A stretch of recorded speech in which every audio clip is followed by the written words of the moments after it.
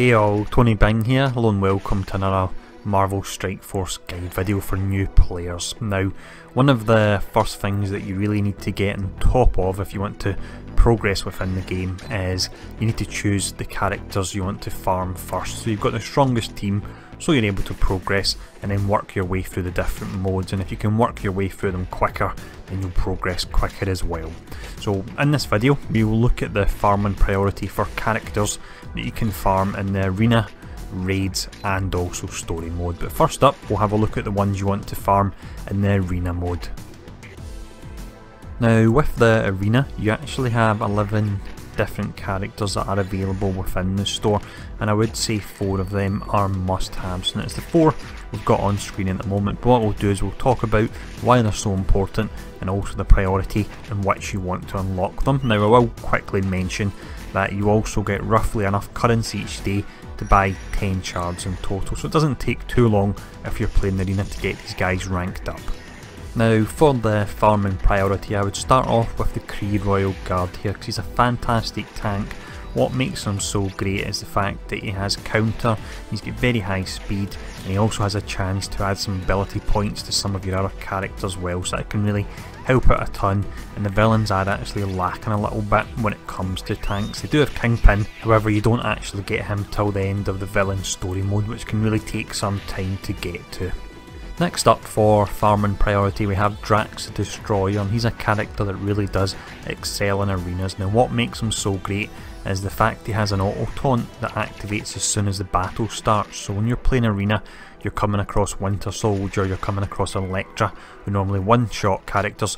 Drax can actually eat that up. So do make sure you get him unlocked as soon as you've managed to get the Kree Royal Guard under your belt first. Now for your priorities 3 and 4, these are actually slightly interchangeable. I would say you've got Hawkeye and you've also got Quake, and I would say it's personal preference which one you want to go for. It does seem that Quake is a character that's given to players because almost everyone I've spoken to has got her via one of the early game premium orbs, so it looks like she's like Luke Cage and so on, she's a guaranteed drop.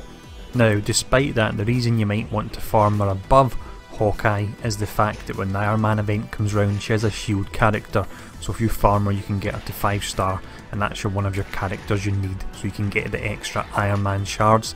Despite that, Hawkeye's actually really good as well because he has an AoE blind which can really help out on some of the later enemies when you can just take them out of the equation altogether and whittle them down. So as mentioned, it will be personal preference which one you choose to go for here.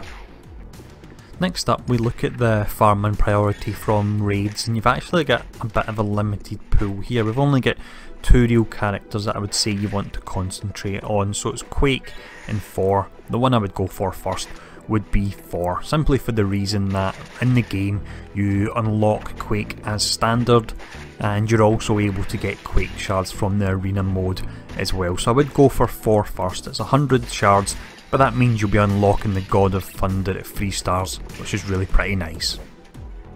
The final mode we're looking at here then is story mode, and you really do have a wide selection of characters to choose from.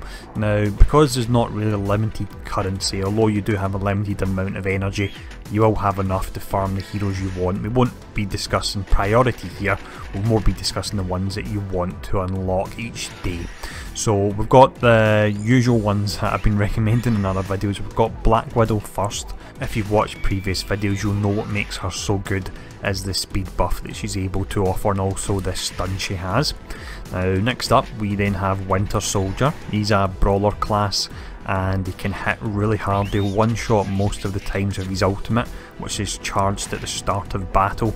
He's actually quite tanky as well. And then we have Yondu. I would say he is my favourite character in the game. He's a support class, but he can to an extent tank, he can heal through his minions, and he can put out a nice amount of damage as well.